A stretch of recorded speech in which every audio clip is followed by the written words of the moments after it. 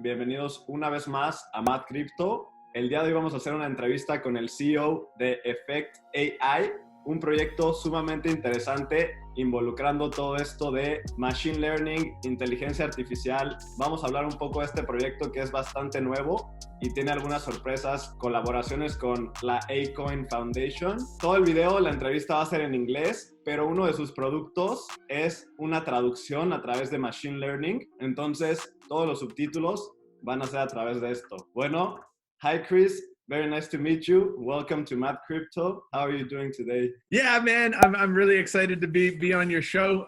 Thank you very much for having me, and I'm doing really great today. Yeah, really good. That's good to hear. Well, tell us about a little bit about Effect AI. What's the plan, the product? What do we need to know about this project? Yeah, fantastic. Well, in Spanish, I didn't understand what you were saying, but maybe you nailed it. I'm not too sure, but yeah. So my name's Chris. I'm the CEO of a cryptocurrency blockchain project called Effect.ai. We're based in the Netherlands, in the city of Amsterdam.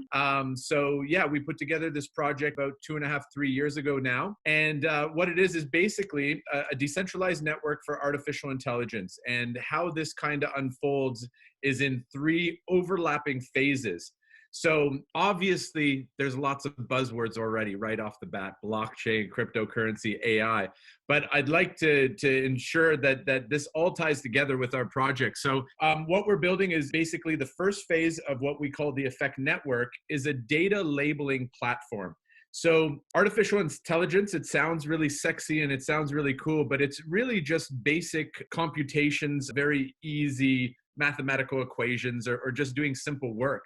And to make AI very strong in a specific field, you need to structure data, and you need to structure lots and lots of it. So we saw the blockchain and cryptocurrencies of being the strongest way to use blockchain and cryptos to incorporate thousands of human beings all across the globe to join us on a platform built on the blockchain to structure and label data. So that's the first phase.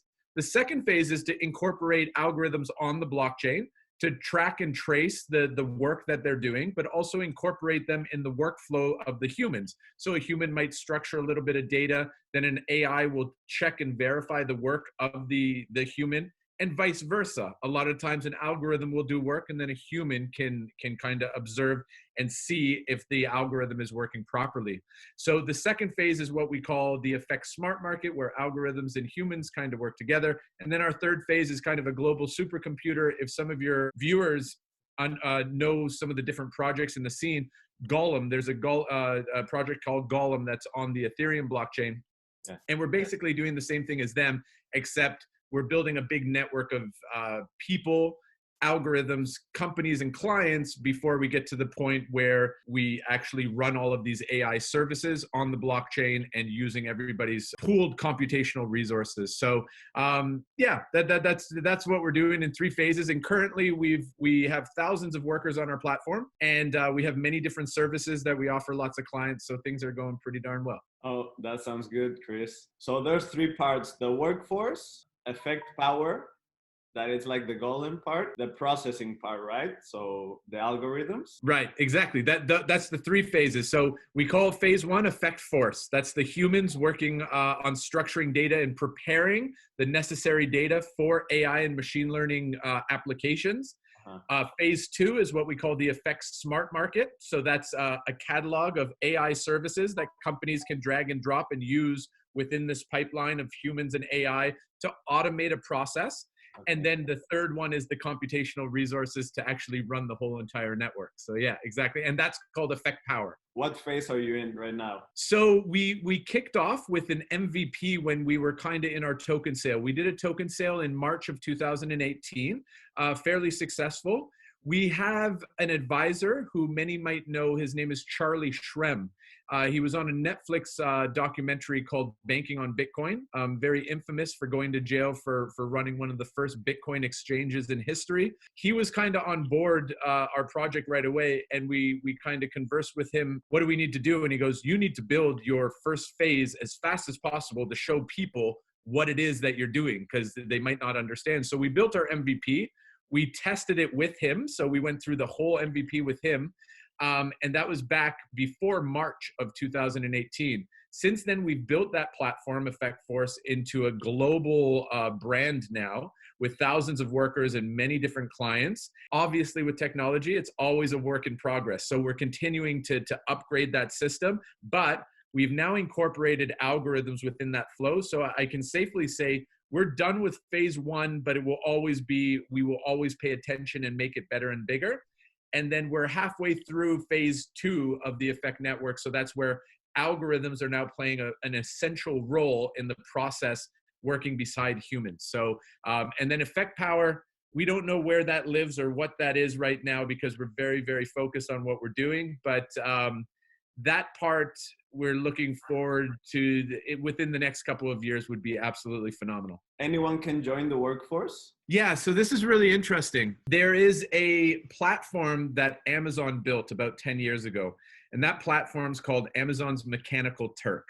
There's a funny story behind the name. Essentially, that's what we were trying to build. The problem with Amazon's Mechanical Turk is, first, the payments are they're just too low for most workers to work. The second thing is, because it's centralized, they are missing many people across the globe because of geopolitical problems, tax issues, internet problems, cost of transferring money to these countries. There's so many different variables. So on Amazon's MTurk, if you want to do some work on there, you need to be from India, the US. So India and the US are the two main countries. And then there's about 15 other countries that you can participate. With a decentralized Mechanical Turk like Effect Force, because we use blockchain and cryptocurrencies, there's no limits to the talent that we can acquire. So because cryptocurrencies are borderless, every single country is up for grabs. So that's a huge power play for us because already we have way more of a diverse workforce on our platform than Amazon has on their platform. And so, yes, anybody can join our platform from anywhere in the world. They need a cryptocurrency wallet because we are built on the blockchain, so it connects right to the blockchain.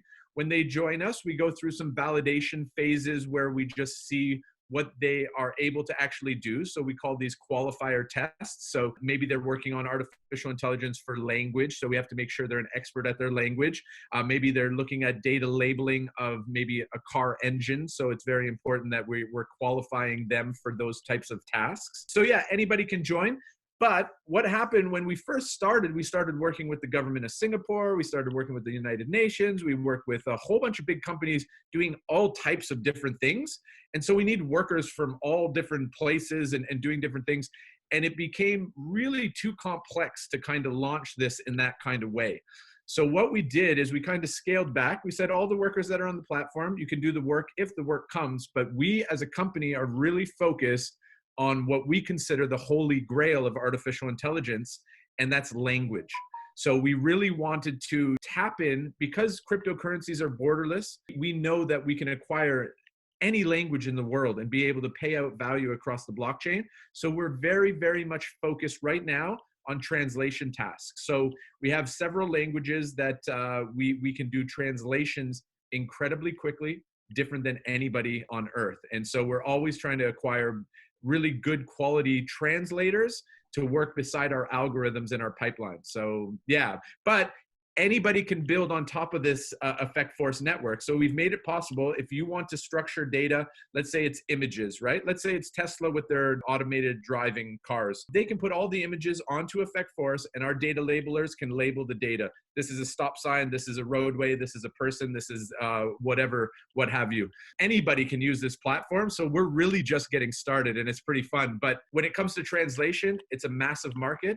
We've totally disrupted the space. We do it faster and cheaper than anybody in the world. That's very profitable for us to be able to build up a little bit of a nest egg and then move on to some other things and sell other services. The people that want your services, they pay Effect AI Foundation. So this is how it works, and it's pretty neat. And obviously back in 2018, everybody was into cryptocurrency. So we really thought that this was a major movement. Like there was no turning back.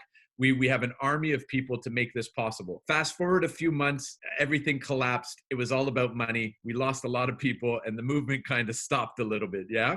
We're still trucking on, but it wasn't as big as we thought it was gonna be. So we kind of looked at this and we assumed that clients like the government of Singapore and clients like the United Nations, they're just going to adopt this because the world's changing. So we thought they would just go to exchanges, buy EFX, put it on the platform and pay our workers. That's a little bit of a learning curve still today in cryptocurrencies. So what we've decided to do is that we just broker the deal with a third party. So let's say our newest client is Kraft Heinz, a multi-billion-dollar company that's doing millions of words with our platform.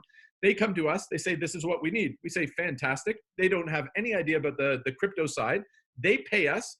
We give our third party the money. They go onto exchanges. They buy up our token. They give it back to us, and we put it on the platform for our workers. The workers then earn EFX for the work that they do, and they can choose to sell it, or they can choose to hodl it, or they can choose to whatever with that EFX. But that's kind of how it works. So we're really driven towards a future where clients can buy these tokens themselves and upload them and make that a really user-friendly process. But for right now, yeah, we're buying them and we're putting them onto the platform for our workers, and that's working great for everybody. So yeah, it's great. So that's how it works. Yeah, that's a problem. We need something to maybe process the payment in any currency and then switch it to the currency, right? Yeah, I mean, there's so many things. I'm really proud of the space that we're in, because there's lots of things that are happening and it's advancing, but we still have some ways to go. And if you think about it, like Bitcoin's about 10, 11 years old, but like this whole smart contract dApp ecosystem, it's like, let's be honest, it's like 2 or 3 years old. So we're still building all of the infrastructure, and that's why it's the most fun ever. And that's why we pride ourselves on trying to acquire like the biggest companies and just say, hey, listen, this is what we do. Doesn't matter if you're into crypto, not into crypto. This is how it works. And like it or lump it, you need the service, and we're the best in the business. So you're going to want to use us because your shareholders want to save money. We're the guys. So things are coming along, and we're helping that ecosystem as well to build these tools and wallets and interfaces to make it easy. We have a little ways, but it's going good, man. I'm proud of the whole space as a whole. Congrats. It's a great project, I think. What about you say the most popular product you have is translation product. What are some of the use cases, or what companies are they using it? So Kraft Heinz is our biggest client, but where this started was with subtitling.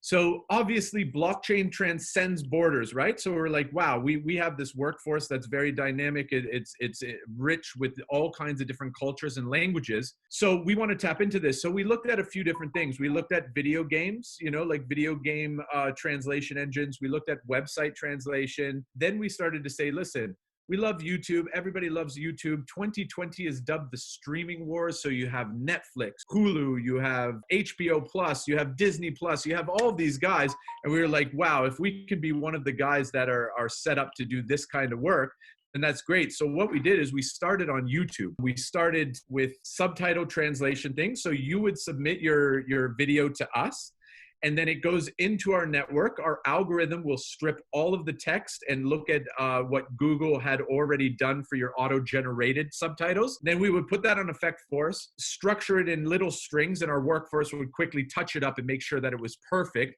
and then we send it back to you. So that service that we made is exactly like anybody building on top of our network. We called this product Rosette.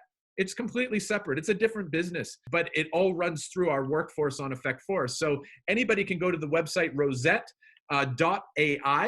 And this is a YouTube generation of your subtitles in, 7 or 10 different languages. So you can subtitle them all and get it done. And we're going to get it done on this video before you release it, hopefully, because it's a fast turnaround. It's 24 hours. We'll translate all of your subtitles into whatever language that we have going on.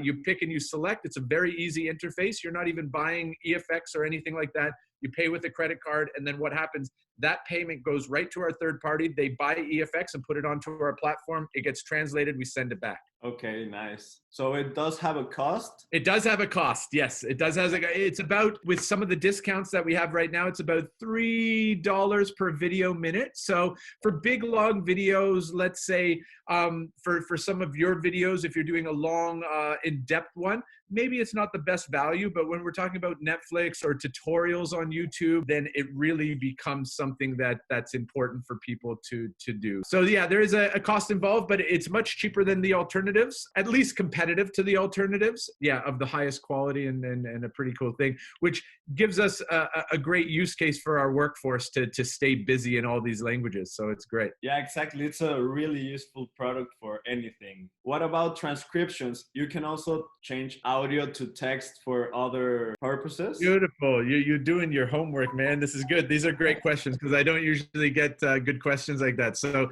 yeah, listen, like I said, there's two branches of artificial intelligence. So artificial intelligence is a branch of computer science, obviously, right? And there's two main branches of AI. There's computer vision on this half, which is teaching computers and machines to see like humans. So this is like your autonomous vehicles like Tesla and Google Maps and these types of things. And then you have the other side, which is natural language processing, which kind of deals with languages and teaching machines and computers to understand and hear humans, which is really the holy grail. This one's easy. This one's image labeling. You have a bunch of videos or images and you label them. This is a dog, this is a cat, that's the classic example. But in language, it's so incredibly complex. How you say a word in Spanish is different than many different Spanish speaking countries, so that it's such a crazy, crazy space. We just focus on these languages, and transcription services is one of those things where you would take an audio file and you would print that out. And why that's important in our day and age right now is because you have the internet, and the internet is really based on all kinds of search algorithms that are looking at text. They're now looking at voice and listening to voice with their AI machine learning applications. And so you want to try to enrich all of your content as much as you can. So transcription is a big one for us. And why it's big as well on the other side is its accessibility. There's many people in the world that suffer from things where they can't consume some of the stuff that we can. About 4% of the world is hearing impaired. 4%. That's millions, hundreds of millions, a couple 100 million people have this affecting their lives. And with the internet, we want to make that more accessible for them. And same, like hearing and visually impaired, just make some of these things. So we're working with a lot of media companies here in the Netherlands, and we look forward to working with more to create accessible content for people. So that means transcription of audio and stuff like this. This is making audio description is something that we do as well. So this is for the people that are visually impaired. What we do is we actually write out a script of what's happening in a movie. Let's say the movie Frozen, and you have Olaf, he's skating across the ice, and you have somebody actually speaking about that. It's a machine learning thing, but these machine learning voices sound very real, but it helps people that cannot see what's happening really visualize with some context. So it's something I'm really passionate about, the accessibility of online content for everybody. Actually, that's why I started my YouTube channel. It's because I saw that there wasn't as much as good content in Spanish than in English about crypto and blockchain. So I was like, I need to start spreading the word. So I started to work on this project. Nice. We appreciate you very much. And it's the most important, right? Because blockchain, cryptocurrencies, technologies like this, they're not English. AI is not English. It's for everybody, man. It's the most important to get this to everybody. And so, yeah, we appreciate you, man. Good work. So you just told me about people who can't like visually read. Will be able to translate text to audio?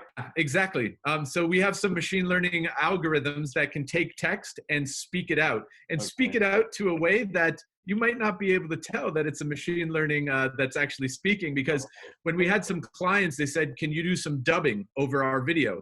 And we say, yeah, sure. So the dubbing of a human voice is going to cost a lot of money. Or you can go with the machine learning thing and they say, we don't want the robot sounds, and then this thing, but then all of a sudden they get the computer generated audio tracks and they're like, wait a minute, that's a human. I was like, no. They're like, we're not paying for humans. I was like, no, that's a machine.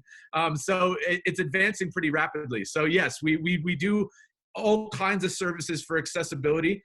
If we don't currently offer it, we'll get it done for any client that comes on board. We'll figure it out. That's another thing, right? If a client has a special need, you can work out something for them? I work with the biggest nerds in the game. They're smarter than anybody we've ever met in our lives, and they can make things happen faster than any technician ever. So yeah, we are eager to show people how fast and how dynamic we can build solutions. Our translation engine for subtitling was something we put together over a few weeks. But then we had Kraft Heinz come up to us and they're like, hey, listen, we got 2 million words for document translation. I kind of turned to the boys. I'm like, can we do that? They're like, well, not yet, but we can do it quick. And then they came back and they're like, we need this done in 2 weeks. We're like, whoa, our competitors will do it in about 4 months. And we need to build the whole technology. We got it done. So yeah, custom solutions, we can build them. We want to concentrate on custom solutions that are in the scope of stuff that we're working on, accessibility for the internet. In languages. So if they come and say, listen, can you do some computer vision stuff? We won't probably build that out unless it's an ongoing, and it's not about building it out because the platform that we've built is pretty dynamic. So if you need to do any kind of labeling, you can come on there and just input your data and you don't even need us. It's already ready to go. You can curate your workforce. You can say, I just need Spanish people that understand Spanish land for these satellite images, and they need to label everything in Spanish. It's absolutely no problem. So a lot of stuff people can do, but we really enjoy like the hard technical stuff and the implementation of new AI services into our whole flow and how to incorporate that into the value of EFX, which is our cryptocurrency that we use, and how to incorporate that always, because we don't want to do anything outside the scope of using our crypto. We're a crypto project, and we want to continue to just make sure that it's always the usage of our token. That sounds good. That's another thing I wanted to talk to you about, the token. If we can do it, something about, for example, it also works like a governance token, right? Kind of, sort of. So EFX is the utility token, and we call this a decentralized network for artificial intelligence. Well, it's pretty damn centralized. Because we own a bunch of the tokens, or at least they're locked away for future funding. We build the technology. It's not like Bitcoin. It's not decentralized at all. But we didn't put decentralized there as a gimmick. Our goal is to move towards decentralization and not do it in a Bitcoin kind of a way or an Ethereum kind of a way where you do the whole entire shebang and then you work backwards to fix everything. We're going the opposite direction. Very much centralized. We have a decentralized token that's working perfectly in the network. We're paying out workers. We've already done 7 million transactions on the blockchain in the last 2 years. We paid out to 116 countries and about 7,000 or 8,000 different individuals on our platform. So that's working great. But the next stage of decentralization, we feel, for our network is a DAO, a decentralized autonomous organization. And so about a year ago, what we did was we opened up a staking protocol. So where you can stake your EFX. And the longer you stake EFX, the more you're going to generate our governance token called NFX. NFX is the governance token that's going to give you the rights to vote on worker proposals, vote on issues that are going on with the network, and really give the community members that are behind the Effect.ai initiative, give them a voice to participate. So it's a big deal for us. It's a fun deal for us. And that will be coming September, October, November, December. In and around these months, there's going to be so much happening that's going to blow everybody away. Not financial advice, but I'm telling you guys, the stuff that we have in the pipeline is going to blow everybody's mind. And I don't just mean our community. What we're writing and what we're doing right now for the end of the year, it's going to be a separate white paper of something that the whole entire space is going to pick up and be like, whoa, where did that come from? And why hasn't everybody been doing it? Thanks, Effect.ai. So like I said, I work with some pretty heavy nerds. And when I say nerds, I mean rock stars. And yeah, they're doing some pretty magical stuff. So we're going into the whole governance. We're going into the end of the year, and believe me, there won't be many people on earth that don't know about us. But right now, not too many people know about us. So just keep it a bit of a secret. That's what I saw. There's not much movement or anything like that, or people talking about it. It's all on purpose, man. You'll understand later. The people that have been along our community, some of the people within our community are the greatest people I've ever met. They get frustrated with the quiet and the marketing, but it's really because I don't like the gimmicks in the space. I hate it. 98% of the projects out there, they don't have anything. People are speculating. They're really great at marketing, and then everybody's buying into the token. When people find out about us, they go, wow, this is a use case that makes sense. They're doing the right thing at the right times, and they're growing it properly, and they're putting in place these things. So we didn't want to show the world and market this until we had a lot of stuff going. We're ready. We're ready. The next few months, people are going to know. There's not much hype, and you're already working with giants like Kraft. So exactly. That's really exciting. I remember back in the day, if you said like Kraft Heinz, your token would go up 600%. So we're not announcing these things. We want it to be like that secret gem that people kind of pick up and go, oh my God, what the heck? This is really happening. Okay, let's keep it quiet. And I think people understand that. People are coming in, they're staying a little bit quiet, and that's fine. We can only keep the lid on for so long. So there's a pretty big announcement coming up in the next couple of weeks. Obviously, we've had a few announcements. We partnered with the award-winning artist Akon recently to build physical locations for our workers in Africa, which we already have been doing in the country of Georgia. So this is another thing that when people find out about our project, they say, huh? Like, how did I not hear? And it's because we're focused on developing and making these partnerships and not marketing it. Who cares about that stuff? Let people find this little gem. But like I said, in the next few weeks, I don't think we can hold back all of the hype, because we have somebody that's kind of joining the team and coming along for the ride that everybody in the world knows in the space, and should be pretty interesting. And when he says stuff, then stuff happens. So we'll see what happens. One more question about the token. What blockchain does it run on? Because I saw it's on EOS, but also on Neo. So yeah, we started our project on the Neo blockchain, which was a disaster. No, I'm kidding. It didn't work for us very well.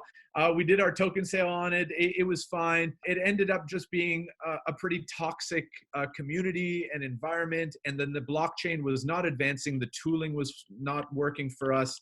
The blockchain would shut down sometimes, which is just not supposed to happen. We ended up making a very hard decision and moving to the EOS blockchain. We picked the EOS blockchain because we thought that, the faster transactions and there's many dynamic things that you can do on the EOS blockchain. So it's worked well for us, but we've always claimed we're blockchain agnostic. I don't care. I'm not one of these tribalists. Ethereum, Cardano, Tron, this, that, and the other thing. Don't care. We'll never care. It's only about tech. Tech is the only thing that matters, and we need it to work for us. We are responsible for thousands of workers, and not just the workers, but their livelihoods. They work on our technology, and they earn money to be able to go to the shops and buy food. A lot of them are buying food with what they're doing. So it's really important for us to make the right choices. Now, EOS, it has some work that needs to be done. Or it's not looking very pretty for our network, because the usability, it's not the greatest. The blockchain works, there's stuff that works, but we're always open, and not open for gimmicks, but open for technology that works for us. And we will explore. Like I said, the space is moving and growing so rapidly that every few weeks we have to sit down and go, who's doing what? And we're finding some pretty interesting things out there that are very impressive to our technical team. That's what I love about crypto. Every day it's upgrading. Every day is something new. Well, something tells me that the future is going to be like interoperable blockchain. So maybe that won't be a problem being on just one platform, no? Yes. Yeah, I agree fully and completely. You have things like Polkadot on the Ethereum side that wants to bring all of these chains in and around. You have Cosmos chain, which is something we've recently looked into that looks very, very promising. And you have all of these ecosystems of support, and I think technology first, and absolutely foremost. If technology comes with no community, it's an absolute shame. But I think if there's great technology, there'll always be a community behind it, obviously, right? So technology first. But second is obviously that community that comes with these technologies. And we want to be part of great communities that are building, this scene forward. So when we joined EOS, there was a vast group of just thousands of people developing. A lot of them have left the ecosystem. Maybe the incentivization of that blockchain is not that great. But we haven't been overly super happy over the last little while, but we'll see where the future takes us. But no matter where it takes us, it's exciting as hell. Every day is just as exciting as the last. So yeah, it's fun days. Yeah, it is, Chris. Well, I won't steal more of your time. Maybe I can close with you talking to us about a little bit of the Georgia United Nations collaboration and the ACOIN collaboration in Kenya and Africa. Yeah, for sure, man. This is it for me, man. When we were building out this platform, when we launched the Effect Force platform after our token sale, we went into a beta. We had 4,500 people join our network with their cryptocurrency wallets, and we had a client that needed to structure 450,000 images. We did it in 2 days, and that's where I went, whoa, we just paid out thousands of dollars to thousands of people, and they're from everywhere in the globe. I was like, this is going to change the world. I was like, we need to go somewhere and do something. So then I started like going off in my own little cave and going, listen, guys, I understand what we're doing, but I'm going to do this for humanity. And I'm going to try to bring this technology to places that need it, places that have never heard the word Bitcoin or blockchain. Those are the guys that need it the most. So I was looking at different countries like Pakistan and Rwanda, Nepal. There was a whole bunch of countries on our list that I'm like, I need to figure out which one to go to first.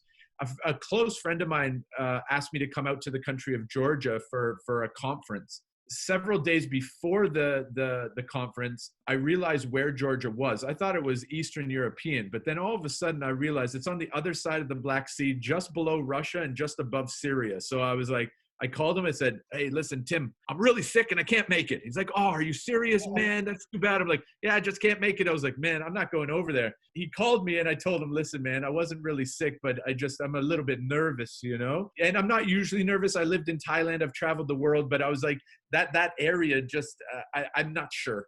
And so he convinced me to come out, and I immediately fell in love with the country so much that was about a year and a half ago, less than a year and a half ago. I've been there 9 times since. And on my first visit, I realized that there's a big lack of opportunity for the people there. And it checked all the boxes. The government is growing into technology and really growing. They're open for outside people, different countries to come into the country to help with whatever they want. I got a meeting with the vice president of the country. Sat down and talked to him, which is really funny because you think about that. The vice president, it's like in these countries, he's a normal guy and you can get a meeting with him pretty much anytime if you're from any other country. So I sat down with him and I said, listen, blockchain. And he goes, listen, we have one of the biggest mining farms in the world here with Bitfury. We've known about blockchain for a long time. We put our property registry on the blockchain already. I was like, what? I was like, this is amazing. I said, well, I need to come to your country and I need to build a center, what we call an Effect AI and Blockchain Center. And I want to teach your citizens how to work on our platform, but also learn about cutting edge technologies like blockchain, cryptocurrencies, AI, programming, and all of this stuff. He goes, that sounds great. I'll introduce you to the United Nations here in Georgia and we'll see what we can do. So we did a 6-month pilot with 12 unemployed youth, not really unemployed, but they were just youth that were in university without jobs. And we put them to work on our platform, taught them about AI and taught them about blockchain and our platforms. And it was an overwhelming success. The UN came back to us. They said, we open up our checkbook for you and please build us what you need to build here. And so we picked a little town outside of the capital called Rustavi. It's an industrial town that's kind of dying and they want to revive it. So we picked a spot at an old theater in the middle of town to build our first hub. And we call it the Effect AI and Blockchain Center. It's to teach citizens how to work and how to develop and learn new skills and be business developers to acquire more clients to structure data on our platform. So that was going great. Corona hit, had to shut it down for a bit. And we were still looking at reopening that. So that was a bit tough. But then I did Blockdown, which I was the host. I was invited to be the host of a virtual event called Blockdown. And Akon was one of the guests. And I thought to myself, oh, great. One of these big guys coming in for some money into the crypto and blockchain space. Great. So I had to look up all of the people because I was interviewing CZ from Binance and Roger Ver and all of these big names. And then obviously Akon is a legend in his own right. And so I looked up what he was doing in his project that he wanted to build. And I quickly figured out that this guy is not here for the cash. He's got enough cash. And you hear his interviews. He says, what good is cash if you're going to take it to your grave? He's like, I want to change the world and make stuff happen. Started reading his white paper and realized that he had one section talking about these centers to educate people. And I said, wait 1 minute. I'm already doing that. So you can try to go it alone, but I know how it works. And I got the connections. So we're doing this together. So I did the interview with him, and then I reached out to his people afterwards. And I said, listen, I'm Chris. I'm doing what you guys proposed to do. So I'm getting involved. And they called me back. They said, Chris, you're in, we're in, let's do this. And immediately within 2 weeks, we had this huge partnership agreement already done. Akon, I was on the phone with Akon and stuff. I'm like, what am I doing on a call with Akon? What the hell is happening with my life? You know, my sister's like jealous. She's like, can I talk to him? I'm like, no, you can't talk to him. I'm talking to him. So yeah, we put together this whole entire partnership, and it was always our goal to go from Georgia to other countries. Now we've co-branded these centers for Africa called Akon Effect Hubs. And we're first going to Kenya, and then we're going all the way across the country. We will have centers where hundreds of people can come in, learn the technologies that they need to learn, how to work on the platform, earn money, earn cryptocurrencies and money within our platform, and then learn business development so it can be a self-sustaining unit. They go out there, they talk to companies, they say we structure data, that data goes onto the platform, it's a self-sustaining environment. They learn new skills to build applications on the network or get jobs with companies and stuff.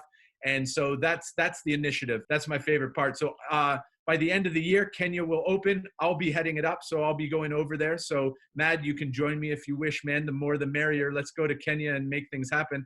And yeah, so it's exciting times with our project. Well, that's awesome. I love it. Maybe in the future you can open one in Mexico. Yes, I love Mexico. I was at Anarchapulco a couple of years ago in Acapulco, and man, yeah, yes, it's happening. I promise you. You're not the first one to say Mexico. I think Mexico City is the perfect place to just build a tower to incorporate people to come in and do some work. And also these hubs, they're to teach people how to work on the platform. Once they know how to work on the platform, they can go to Cancun, they can go to any beach in the world and just work the rest of their lives away in a cheap, nice location where they can drink margaritas and structure some data. So life is good, man. Get on the platform and earn money. I'm thinking about retiring that way as well. So. Definitely. Yeah, that sounds awesome, Chris. Thank you so much. I love the project. You don't only have a great business model, you also have a great product that's helping people learn, utilize much more the data. Well, you're also helping them economically to survive and to thrive. Like you said, be on the beach, drinking margaritas, arranging some data. Yeah, I'm the luckiest guy in the world, man. And what's really funny about it, like you say it and you say all these things and they're true. And we all have this weird, overwhelming feeling that, and it sounds like cliche or kind of silly and weird, but I swear that it's a feeling that we have that Effect.ai, this logo, this brand, this project, it picked us to make it happen. We didn't pick it. It came naturally. The white paper, if you read it, it looks like the most complex stuff ever. It took 2 days to write. It just came out like a #1 hit song. So yeah, we're very privileged and very honored to be working on the project. So yeah, thank you. Yeah, you just got some enlightenment from above. Something's going on, man. There's some magic, yeah, for sure. Bueno, amigos, ya escucharon un proyecto muy interesante que está completo por varias áreas. Ya haremos otro video un poco más corto y específico explicando un poco todo lo que incluye este proyecto. Pero bueno, espero que les haya gustado y nos vemos la próxima.